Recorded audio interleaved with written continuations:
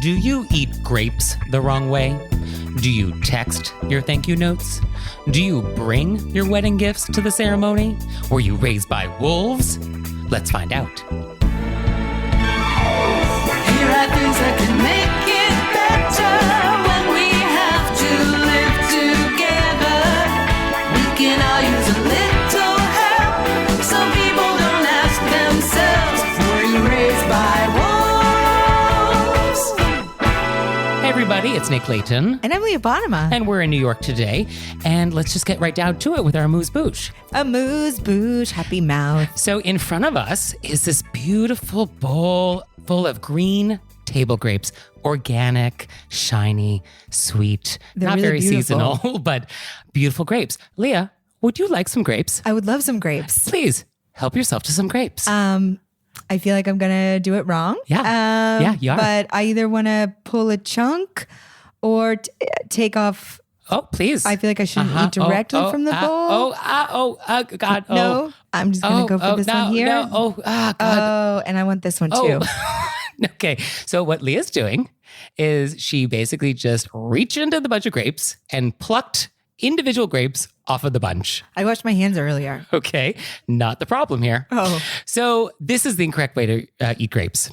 And anybody who is going to get mad about you for this knows the proper way. And this is typically an older relative. Oh, wow. Only older relatives typically will yell at you about eating grapes the wrong way. I know this because I've been yelled at by an older relative. So the correct way is, do you see those little scissors? Oh, yes. Use the scissors. So these are grape shears. And this started in the Regency era of the UK. And it got very big in the Victorian era. Wow. Picture a beautiful centerpiece with like a cascading grapes coming down the bowl. I see it. I see it in a painting. Right? So that is where this started. And the idea is you take the grape shears and you snip off just a little bunch of grapes, maybe 3 to 5, and then you take the whole bunch with the stem to your plate. Oh, wow. So I had let's- no idea. So let's try that. Oh, yes. Okay. So we're snipping. I'm snipping. We're pulling. I'm snipping and pulling. And now we have enjoyed. Oh, my goodness. And now we're having grapes fall off the table and roll everywhere, but we'll ignore that. I'm a mess. So that's the proper way. Because the idea is if you don't do it this way and you just take individual grapes off of the bunch from the main bowl, then you'll be left with this husk of twigs. Oh, yeah. It's like a carcass. And this is unsightly. And no one wants to see this. I honestly didn't even know this existed. Yes. So this is a thing that exists in the world. And you should just know about it because people who care about this rule really care. This is so fun. And if you care about this rule and you know your guests don't care because most don't, then what you should do is cut up the grapes into little bunches before you serve them. Oh, that's a great idea. Don't serve a whole bunch of grapes. Pre-cut them. A little pre-cut grape. So a little pro tip from me to you. I love it.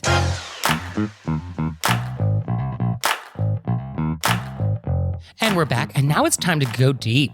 Go right. Let's go real deep. Let's go deep. I want to talk about the foreign pronunciations of words. Okay. So are you ever at a cocktail party and somebody's like, oh, I just got back from vacation to Barcelona. I've definitely been there for that. And so there is definitely something inherently wrong about this, right? It is if no other word you ever say has Right. an accent. You are not from Barcelona. So I guess we agree that there's something pretentious about this. Well, especially because people always seem to make it louder than the rest of the sentence. You gotta They're never emphasize just like it. pronouncing it correctly. No. They're just like throwing it at you. Right. Oh, yes, I take karate. Yeah. So I guess the first thing is, do you care that you're coming across as pretentious? Right. Maybe that's your thing. If that's your thing, then you know what? Own it. Have at it. Live your truth. Yes. But if you are concerned about maybe coming across as a little pretentious, what are the rules for pronouncing foreign words? Right. I think it comes down to how much a word has been assimilated into English already. And also, do you speak the language? And also you speak the language. However, I mean, do you speak other languages? Yes. What do you speak? I mean, when I say speak other languages, What languages can you curse in? I can curse in French, Hungarian, and Spanish. Okay. I feel like this will come in handy for us someday. Somehow, some way, this will come in handy. So I think if you speak the language, this is still problematic. I studied Mandarin in school and I spent a hot second in Beijing, and my default setting is to say Chinese words correctly.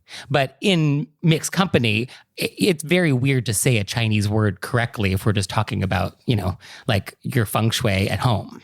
I'm not going to be like feng shui Or like, oh, I just got back from Shanghai. I'm not going to be like Shanghai. Like you got to draw the line somewhere, right? I know that I might enjoy. So I feel like even if you do speak the language, like you got to dial it back a little bit. I mean, dial it, but also I think feel free to pronounce it correctly. Like in French, chaud is hot, right? Chocolate chaud, like hot chocolate. I wouldn't be like, can I have a chocolate chaude? Like, feel free to say it correctly. Okay. All right. I mean, I guess if you're in a French restaurant and that's the name of the thing. Yeah. Okay. So don't. It's just like when you're out with somebody and they're like, Paraguay. And you're like, every other word you just said was. It was. It sounded like you were from Philly. So I think it's also important to remember that some pronunciations are also political and like charged, like the city of Kiev. You could say Kyiv if you want to do the Ukrainian pronunciation. Oh, wow. And so you're actually making a choice. If you say like Kiev to a Ukrainian person, then you're like, oh, I'm going to say the Russian pronunciation. Oh, I mean, that feels like I would need more education. And then I think with people's names, I think you do want to try and say someone's name like as close to the way they say it in their language as possible. Absolutely. I have a friend that's enraged when you say the filmmaker Agnes Varda's name wrong. He's like, on yes, Varda. On yes. And it's like, okay, that is the correct French pronunciation. And I'd be like, oh no, I made my best shot. So I think the rules are you should try and say the word the way most normal English speakers say it. So Paris, karate, tortilla. Like these words are like how we say them in English. Right. But if you are going to say the foreign word, then you have to kind of just be casual about it. Yeah. Like, oh, hey, Lisa, I'm going on vacation to Budapest tomorrow. Did you get the PowerPoint? And then you just kind of let that slip through. And she would say, Igen, cousin say pan. What did you say? Yes, thank you very much. Color me impressed. And then I think if you're speaking with a foreigner in English, you should use the English pronunciation of any words you're talking about, even if they're like place names or words in their language. So if you're talking to an Italian person about Milan, you should just say Milan. You don't think there's something to making an effort? I mean, unless your pronunciation is really good. You don't want to mangle it. Yeah. And also, if you're talking to a foreigner using an English word that's said in a different way in that language, like hamburger, you like don't be talking about like, oh, I'm going to go get a hamburger. Or like, oh, do you have the Wi-Fi password? Like, no. Do you have a Coke Light? So I think those are kind of the ground rules. I guess be cool about it. Yeah. It's interesting because sometimes you're like, feel like you want to try. You do want to try. But you don't want to mangle someone's language. Yeah. You want to go up to the line of being respectful. Right. And then you want to be below the ceiling of pretension. Right. No, that's a very, very fine area. Very narrow band. And then there's the question, do you correct people if they say it just wrong? No. Yeah, you can't correct people. And It you makes have to go. people feel stupid. Yeah. Yeah. You don't want to make people feel bad. And then you cannot say the same word in the same sentence. Right. Like in the conversation, like you can no longer say espresso. Like you just can't talk about it. Yeah. We'll talk about, pressurized coffee. Yes, I agree. Unless it's like you're doing a presentation with somebody or whatever and you notice that they're saying a word wrong, but pull them to the side and be like, hey, I'm not sure, but I think it's espresso if you're going to say it in the meeting.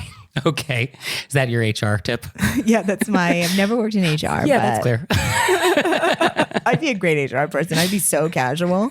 Like, oh yeah, take 10 weeks off. They'd have to bring in another HR person to deal with me. HR for HR. Yeah. Great. That's very efficient.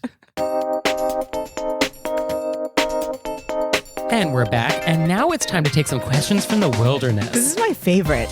So people have written in and we have answers for you. And we love you for writing in. We do love it. So our first question is, should I bring the wedding gift to the ceremony? When I saw this question, I was like, this is going to have to be for Nick because, You don't know the answer to this? I really feel like it depends. It does not depend. See, I knew that's what you would say. Yeah, you do not. Okay. Like full stop. Okay. And don't even bring cards.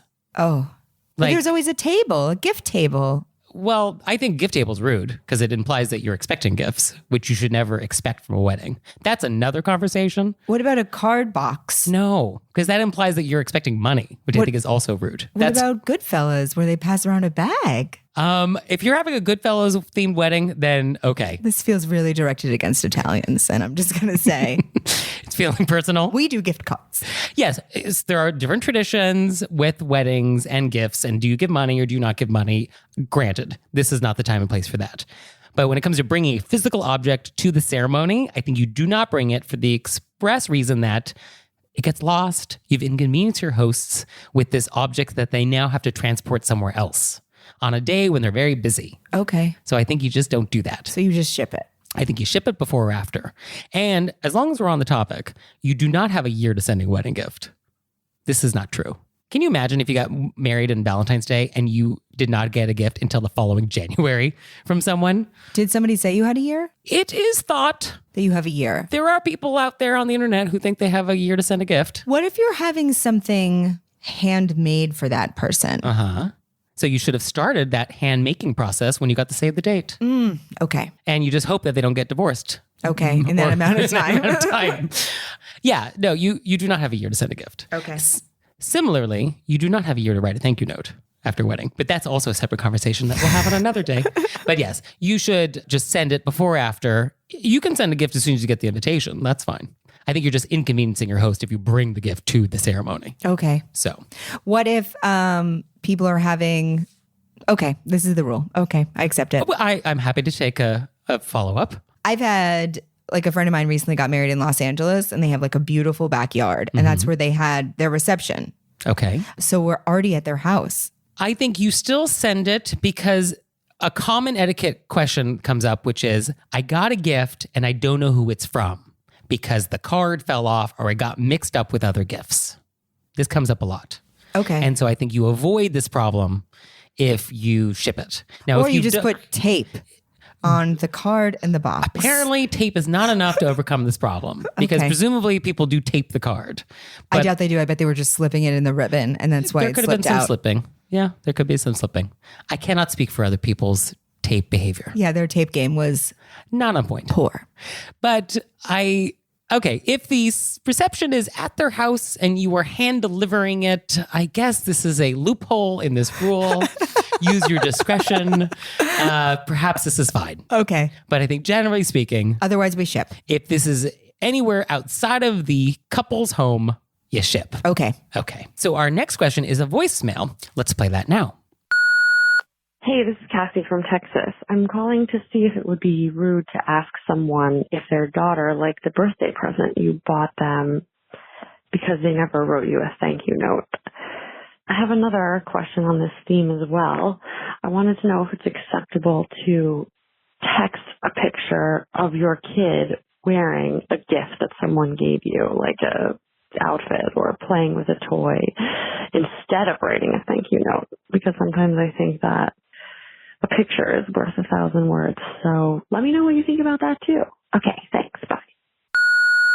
What do you think? I think that it's absolutely fine to text and be like, hey, did they like the gift? Just to, you're checking in. Also, what if you're going to get them a gift in the future? You don't want to get them a gift in the same line, the same theme if it wasn't something that was up their alley. Right. And then B, I would be fine getting a text with a picture of the child using it. I think that would be a delight. All right. So for the first question, I agree. I think I knew you wouldn't agree with the second one, but I decided to say it anyway because you recently told me to pick a lane. Pick a lane, take a side, take a stand. Okay, for the first, yes, I think you should always follow up if you do not get a thank you note, but you can never accuse the person. Oh, no, you just have to be like, checking in. Yeah, we're like, oh, did you get the thing? Because surely I sent it and surely you would have sent me a thank you note had you received it. So I'm assuming there's a problem with the mail. Right. Something like that. And so you want to phrase it that way. And then if they say, oh, yes, I did. I'm so sorry I didn't write you a thank you note. Based on how repentant they sound, you can decide whether or not you want to cease all contact with them forever. So you could decide if that permanently ends the relationship. I feel like Nick comes down a lot harder than I do. So, hey, thank you notes are important and I'm not going to apologize for it. So I think that's the answer there. Yes, you can follow up and then they should hypothetically apologize for not acknowledging your gift. Now, the second thing, texting a thank you note. But you're texting a picture of the gift being used. Also, I feel like people with young kids, especially if it's for like a young kid, they're exhausted. So I really have no problem with it. there is a hierarchy of formality. And so obviously the top tier is going to be the handwritten thank you note. Below that, I think would be an email. And then below that is a text message. So I think text message, yeah, you can send the picture text. Okay. Busy mom, maybe. but it would be nice to err on the side of formality. Or I guess split the difference and just put that picture in an email. But I think if you have cards at home and you have stamps, the amount of time it takes to actually write a thank you note and send a text message is relatively similar. Yeah, but I think a lot of people don't have stamps ready. Well, then get stamps ready. Okay. I have timed myself where I have seen how long it takes to grab a card, write a nice note, put a stamp on it, and I can do this in 2 minutes. I think it's the picture, though. You're not going to print out a picture. I might. Okay. Yeah. I mean, then you have to have a color cartridge. Well, or you send it to your local CVS. That's It's too much. Have you been in a pharmacy lately in the picture line? No. You're going to have to take a day. You're Okay. gonna have to take a day off work. It's like the DMV on steroids. Yes. Okay. So, yeah, can you send a text message? I would rather you not. But if it's a choice between not doing anything and sending a text message, I'll take the text message. Okay. That seems like the lesser of two evils. Just for the picture. For the picture part. I love a picture. So if it wasn't for the picture, you would say no. I would say no, it's the picture. And so if it wasn't for the picture, you would say no. And then what should they do? Then they can send a little thank you note. Via email or paper? Obviously, paper is the fancier, nicer one. Okay. Email is, I think, acceptable. But I think what they're doing is showing the gift being enjoyed, which is what I enjoy about the text message picture. That's fair. Okay. So Cassie from Texas, here is your answer. Our next question is it okay to use the bulkhead on an airplane for stretching when you're not seated at the bulkhead? So can you picture what this is asking? Is the question, is it okay to stand in somebody else's space and do calisthenics? I believe that's the question. Then I'm going to say no. Yeah, I think no is the answer. Yeah, this is not for you. But this does happen. I've seen this. You know, there's those plane pacers. Right. You know, they're getting their steps in. They're like mall walkers in the air. I do think that some people have like leg problems Sure. and they have to sort of shake it out. No problem. I don't know if you need to then like do, if you're bending in front of me, Yeah. it's aggressive. So I think the solution is to create a little fortress for yourself if you're seating the bulkhead. Like you bring your luggage down, you create a little wall at the aisle, and you sort of prevent physically any entrance into this forbidden zone. Or if somebody comes in, you could just start doing like really oddly gross things. Such as, You could just cough without covering your mouth. I don't know. is that going to seem unusual on an airplane? I don't know. Is creating a fortress with items going to seem unusual? I like building forts. I still have a youthful spirit.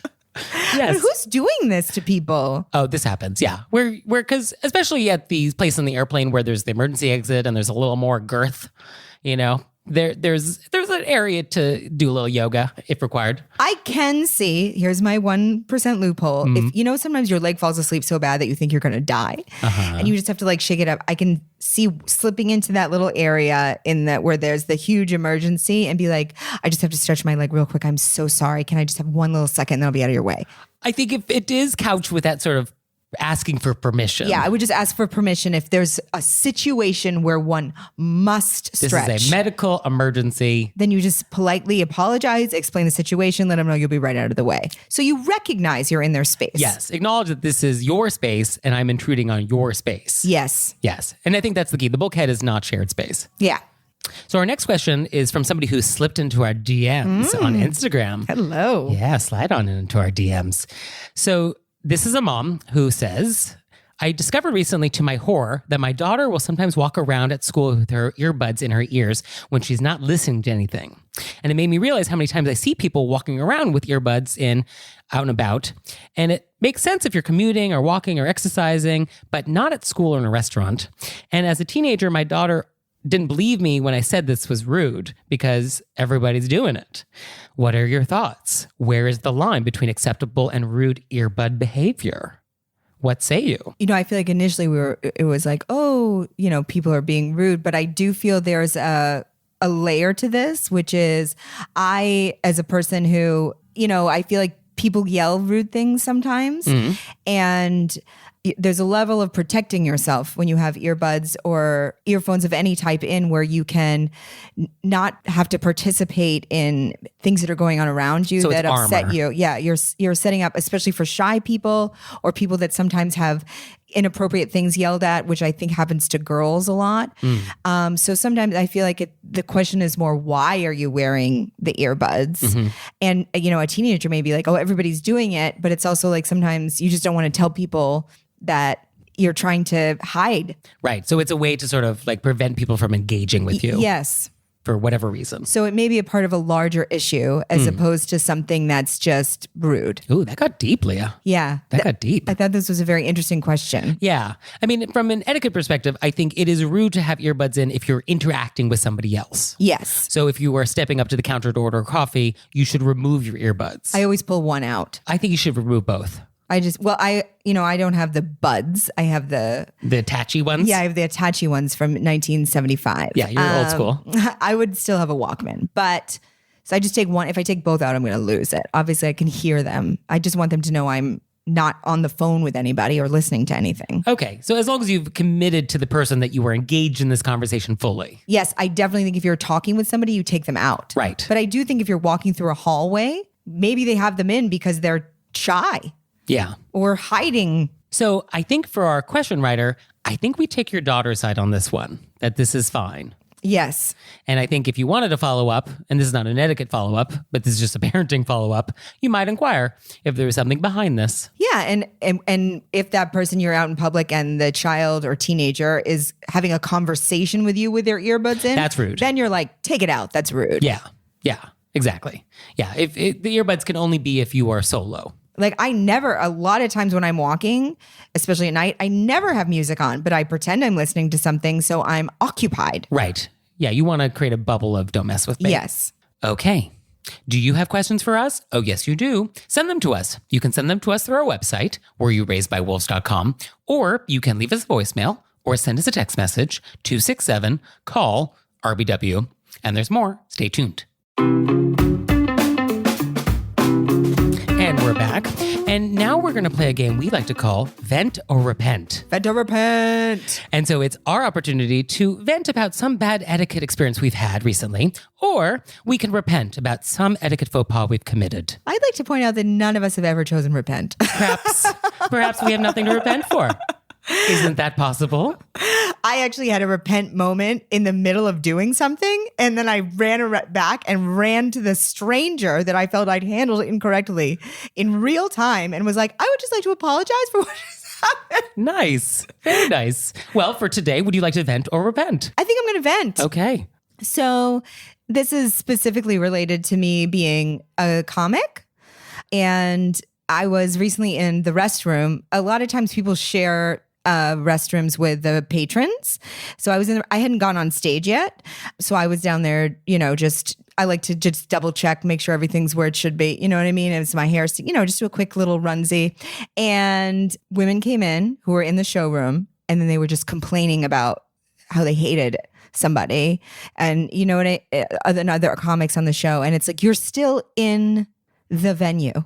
And I'm in here. You don't know who I am. And then they just didn't stop. They were just like, it was aggressively, those are human beings on stage really trying their best. The least you could do is wait until you're outside or see if you're alone in the restroom. Unbelievable. So then I went up, and it was so hard for me to just not lay into those two women the entire time. But I didn't because you're a good person. I was trying to take the high road, but I wanted to be like, why would you do that? Yeah, you should always save your critical commentary for outside. I could the have venue. been like the mom of the person on stage or like the best friend. It's like, just zip it up. These are people. You're not at home watching television. Yeah. Okay, so don't do that. Don't do that. Yeah. For me, I would also like to vent. Surprise. And for me, this week, it comes to the gym. There's a lot of bad things that happen in the gym. Gym etiquette is a whole topic. But this has to do with the water bottle filling station. So a lot of gyms now have like the water bottle filling station, which is good. This is environmental, fill up a whole thing. So my issue is you're waiting to use this thing, and the person in front of you is filling up a 64-gallon bucket of water. And you're waiting for them to finish, and this is taking forever. And it's like, you are not going to drink that much water during your workout. You just aren't. It's not going to happen. It's physically impossible. You do not need that much water. And so you're just waiting and waiting, waiting. And then they always give you like this little look as they're leaving 20 minutes later, which is like, oh, you were behind? So sorry. And then they sort of skip away. And you're like, That's rude. Right. That's rude. So what I would prefer you do is fill up amount of water that is appropriate for your workout. 6 ounces, 8 if you're real thirsty. And then step aside. Let me fill up my bottle to the level I feel is appropriate. And then you can step back if required and continue on your journey.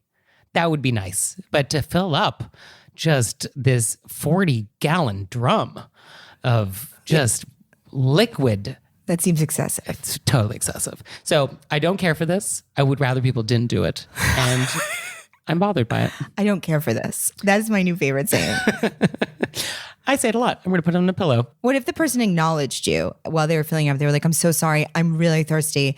I have to drink 64 gallons. I'm really gonna. If they acknowledge that it is medically required Yeah. for them to drink an Olympic-sized swimming pool of water, then you know what? That's between you and your doctor, and that's fine. Okay. If it's not that, then that's rude. Okay. After the break, there's lots more things that are probably rude. Stay tuned.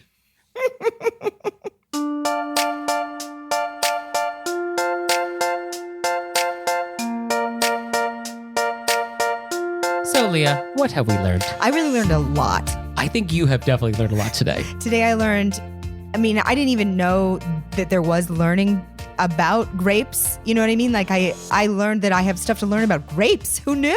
Who knew? It's very exciting. There are such things as grape etiquette. I didn't know. And gifts to the wedding. Yeah. I'm not going to bring it unless it's in the backyard. Very Right. specific. This assumes you're ever invited to a wedding. That's so hurtful. Multiple people have invited me to weddings. Okay. I'm a great dancer. Oh, I often keep a dance party going okay. because I obviously have no problem embarrassing myself. That is true. Yeah, and you need one of those people at your wedding. And I learned that you speak multiple languages and can curse in Hungarian, Yes. which I feel like will come in handy for us someday. Yeah, we will need it at some point. Well, thank you, Leah. Thank you. And thanks to you out there for listening. If I had your address, I'd send you a handwritten note on my custom engraved stationery. Please subscribe to the show wherever you listen to podcasts and leave us a review. And we'd be delighted if you would follow us on Instagram and buy some official merch in our store and send us your questions at wereyouRaisedByWolves.com. And now, hopefully nobody will ask, were you raised by wolves? See you next time.